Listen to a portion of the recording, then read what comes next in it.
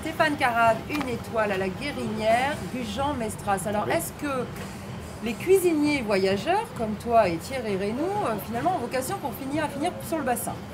Non, c'était un peu écrit parce que moi, le bassin, c'est toute mon enfance. Mes grands-parents habitaient le Moulot, donc je venais là.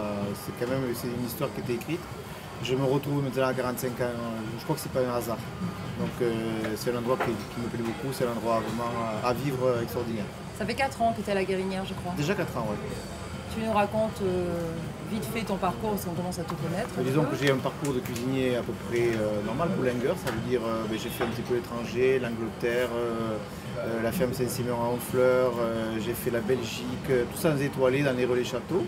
Donc j'ai appris le métier, j'ai même été jusqu'à l'île de la Réunion et regarder un petit peu les fruits exotiques, les épices. J'ai ramené ma femme aussi. Alors justement, en parlant d'épices, il me semble que dans ton restaurant, on fait danser le jerk. Ah oui, alors oui, effectivement, j'ai une épice, mais ça c'est jamaïcain.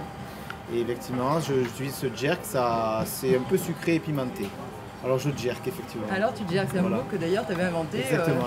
L'année dernière, tu nous disais, jerker, ouais. Je vais jerker. Ouais. Très bien. Alors, est-ce que, parce que ça fait 3 ans quand même que tu viens ici, on commence à se connaître, Stéphane. Oui. Est-ce qu'on pourrait un petit peu avoir une petite miette du secret de la recette de la poule au pot de ta grand-mère, ou c'est râpé encore? Non, c'est quand même une recette très très longue. Et on puis en l'aura plus, pas. il faut aussi, c'est pas qu'une recette, quoi. Ouais, ça on le sent pas. C'est assez long, c'est une histoire de produit aussi. Et puis une histoire peut-être, de produit, comme de c'est la grand-mère de beaucoup sensibilité, d'amour. de terroir, et puis il faut être né un peu là-bas aussi, je crois. Ce soir, raconte-nous, qu'est-ce qu'on va manger? Alors ce soir, c'est vraiment très régional, donc c'est vraiment très girondin même. Parce que je commence avec une fleur de courgette, avec un greuil de brebis, donc ça je suis des Pyrénées, donc je l'utilise beaucoup. Une sauce vierge qui est à la base de tomates, parce que les tomates commencent à être bonnes, du basilic, parce que j'adore ça. J'ai travaillé sur la Méditerranée aussi, donc j'aime bien ça. Et après il y a la tripasse de morue. Donc la tripasse de morue, tu sais, c'est là, quand tu ouvres le poisson, la morue, tu as une membrane ici qui est blanche, on la récupère et on la met au sel. Et après on la fait confire. Je la snack et je la roule dans un pesto. Donc la morue c'est un petit peu belge, tout ça c'est un petit peu traditionnel quand même. Et après je mets une soupe de crabe du bassin qui est bizarrement gélifiée à de la gélane, c'est une algue qui gélifie à chaud. Ça veut dire que tu vas avoir une gelée chaude à l'intérieur, on va te verser le bouillon et tu vas avoir une gelée qui va se faire, qui va être chaude. D'accord. C'est la partie originale hein, pour le coup. Et après la lauze, donc on est en fin de saison. Je l'ai complètement désossé. On a 2 plats alors. Ouais, 2 plats. Hein. Donc je l'ai complètement désossé et puis je l'ai mis. Alors j'utilise un peu aussi. Je suis très terroir, mais j'utilise aussi quand même les méthodes de maintenant et les nouvelles techniques. J'utilise la transglutaminase. C'est une colle alimentaire, donc je désosse tout le poisson, je les colle, c'est 0 assiette et après je fais un steak avec. D'accord. Donc c'est assez étonnant parce que la lauze c'est plein d'arêtes d'habitude.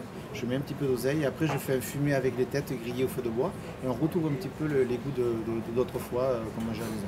Alors justement tu dis la lauze c'est à beaucoup d'arêtes. Est-ce que pour nos cuisiniers là, qui nous regardent de la maison, est-ce qu'il y a un petit truc justement pour ne pas avoir trop ces arêtes? Le truc c'est ça, il faut que on le désosse complètement mais on la met en charpie. Le nom est pas beau mais c'est comme ça. Ouais. Et après il faut utiliser cette colle alimentaire, mais attention, cette colle alimentaire il faut savoir l'utiliser. Parce qu'il ne faut pas trop en mettre non plus, ça peut être dangereux, donc il faut trouver le juste milieu, il faut manier ça avec précaution. Voilà. Et après on met tout ça à plat et vous faites des steaks, vous faites ce que vous voulez avec. D'accord. Mais ça cicatrise, hein. Vous coupez, on met de la transglutaminase, on fait comme ça. Je crois qu'ils l'utilisent en chirurgie aussi. Ah oui, ouais. On y pensera si on se coupe. Voilà. Et après ces bons petits plats.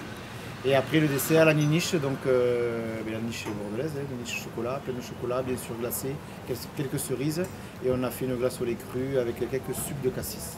Donc tu nous as fait vraiment un menu de la région. Ah ouais, là, pas trop d'épices finalement. Hein, non, cette fois-ci non. Pas trop. Cette fois-ci non, mais ça va me reprendre. Ça nous a mis en appétit. Alors nous, Merci. on n'attend que ça. De toute façon, on ne manquera pas de venir te voir à la Guérinière. Merci. Merci beaucoup et à tout à l'heure. Merci.